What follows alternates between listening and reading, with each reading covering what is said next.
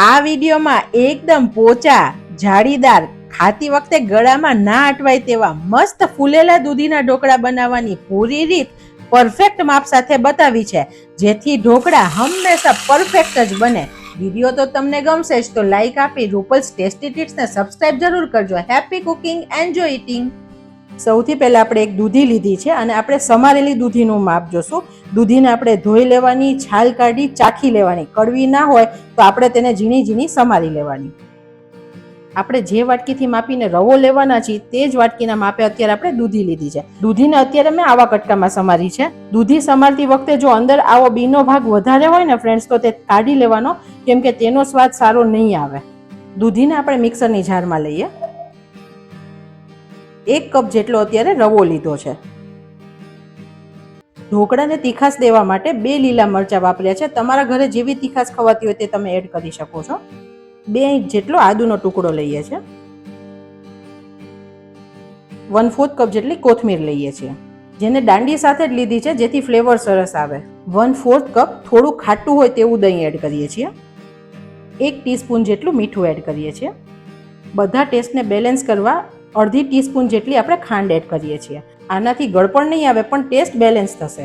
રસ કરતી વખતે આપણે દહીં ઉમેર્યું છે અને દૂધી પણ પાણી છોડશે, તો પહેલાં પાણી નાખીને બેટર નહીં ક્રશ કરવાનું. પહેલાં આપણે ક્રશ કરીને જોઈએ, જરૂર લાગશે તો આપણે તે પ્રમાણે પાણી એડ કરીશું. અત્યારે પહેલાં આપણે એમને ક્રશ કરીએ. આપણે એકવાર ક્રશ કર્યું પણ તમે જુઓ હજી ઘણું થીક છે, તો આપણે પાણીની જરૂર છે. અત્યારે હું 1/4 કપ જેટલું પાણી લઉં છું, પણ આપણે બધું સાથે એડ નહીં કરીએ. આપણે 2 બેચમાં જરૂર પડશે તેમ પાણી એડ કરશું, કેમ કે વધારે પાણી થાય તો આપણે કાઢી નહીં શકીએ પણ એડ કરી શકશું. અત્યારે અડધું પાણી હું રહેવા દઉં છું. હજુ બેટર થોડું થીક છે, તો આપણે જે પાણી બચાવ્યું હતું તે બધું એડ કરી અને એકવાર ક્રશ કરી દઈએ.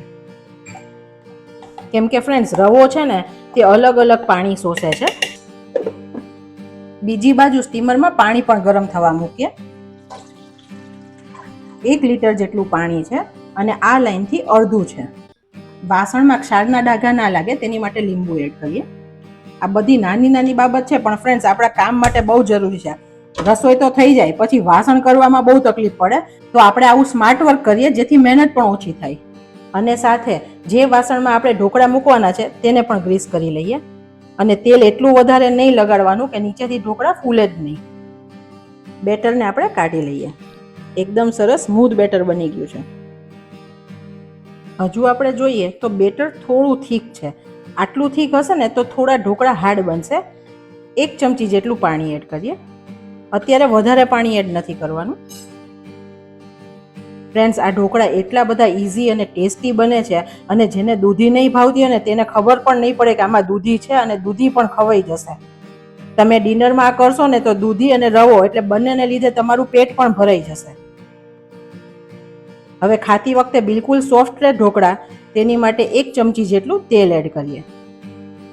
અને બહુ જ ઇઝી પ્રોસીજર છે. એક જ વારમાં બધું ક્રશ કરો, રેસ્ટ પણ નથી આપવાનો અને ઢોકળા તૈયાર.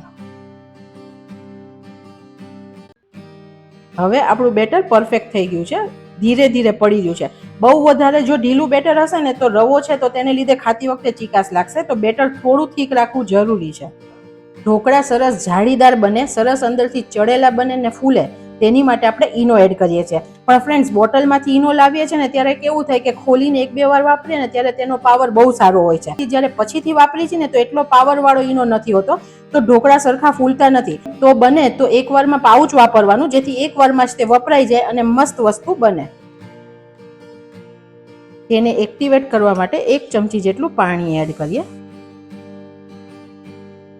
ફ્રેન્ડ્સ, ઢોકળાની ઈચ્છા થાય તો આમાં નથી દાળ ચોખા પલાળવાના, કે નથી આથો આપવાનો, કે નથી રેસ્ટ આપવાનો. એકદમ ફટાફટ બની જશે. અને તમે મારા વિડીયોઝ ક્યાંથી જુઓ છો તે પણ મને જરૂર કમેન્ટ સેક્શનમાં જણાવજો. બેટરને આપણે થાળીમાં લઈએ, સરખું ફેલાવી દઈએ. અને ટેપ નથી કરવાનું જેથી બબલ્સ ના નીકળે, અને આવી રીતે હલાવીને જ કરવાનું સેટ.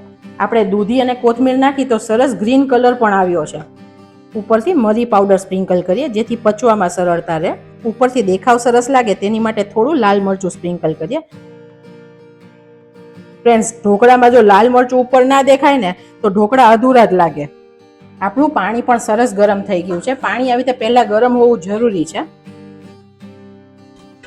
પ્લેટ અંદર મૂકી ઢાંકીને 15 મિનિટ માટે થવા દઈએ. મીડિયમ ગેસની ફ્લેમ છે.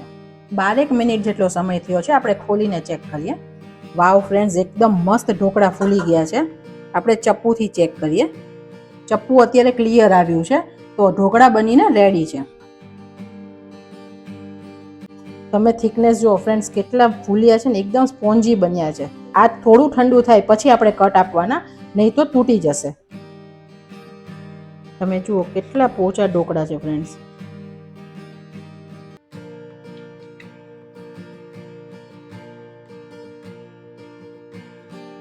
સવારમાં બાળકોને ટિફિન કે ઓફિસ માટે બનાવવા હોય ને તો એકદમ જલ્દી બની જશે, અને આને ચટણી કેચઅપ આપશો તો પણ તેમને મજા આવી જશે.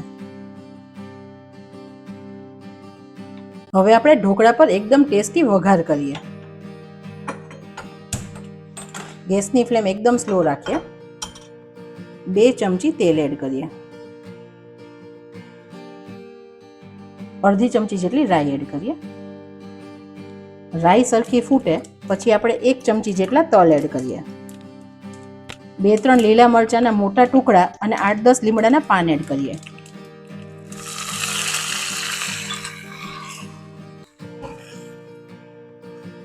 એકદમ મસ્ત વઘારની સુગંધ આવી છે. અને 1/4 ચમચી જેટલી હિંગ એડ કરીએ. ગેસની ફ્લેમ આપણે બંધ કરી દઈએ. વઘારને આપણે ઢોકળા પર રેડીએ. આપણે પહેલા કટ એટલે આપ્યા કે અંદર સરસ તેલ ઉતરી જાય. વઘારને થોડો ફેલાવી દઈએ. અન્નપૂર્ણામાની કૃપાથી એકદમ બેસ્ટ ઢોકળા તૈયાર થઈ ગયા છે ફ્રેન્ડ્સ. એકદમ મસ્ત જાળીદાર અને એકદમ પોચા ઢોકળા બન્યા છે. અંદરથી પણ એકદમ સરસ ચડી ગયા છે.